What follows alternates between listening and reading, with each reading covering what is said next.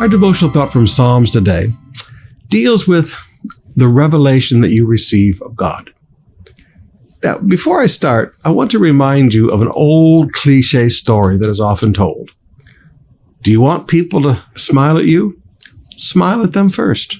Walk into a room and start smiling at everybody. Watch everybody smile back at you. Now, we all understand how that works.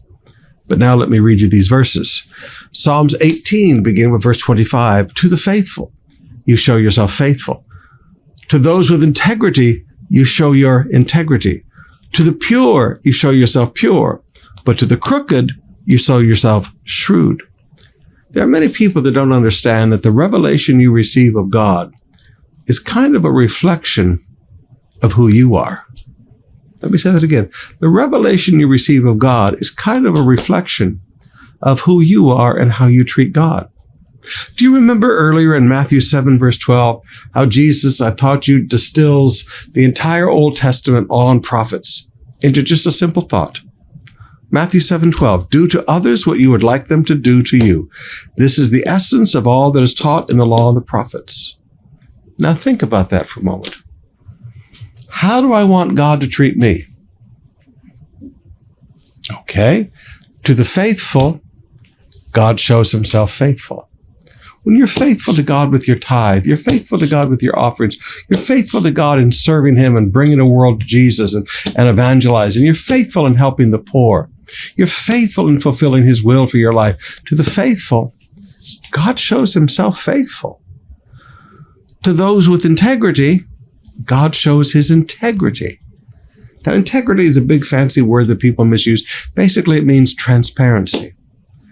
To those who are just transparent, what you see is what you get in life. There's nothing hidden. There's no double lives. There's no whatever.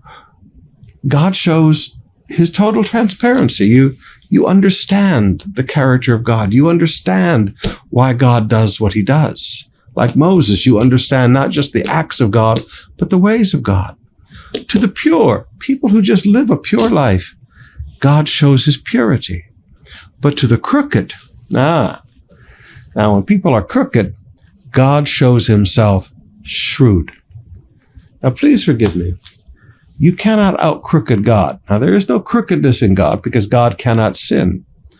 But there is a shrewdness in God that will outmaneuver you with all of your crookedness every time.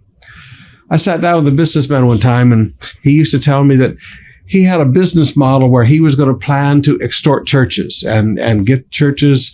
He said, preachers are greedy, and I'm going to go around and get investments from preachers. And I looked at him and I said, it's not going to work. I said, you might get a few greedy preachers involved, but I said, you're not going to destroy the Church of Jesus Christ. Because when you show crookedness toward God, God will show shrewdness toward you. And believe me, you don't ever want to mess with God.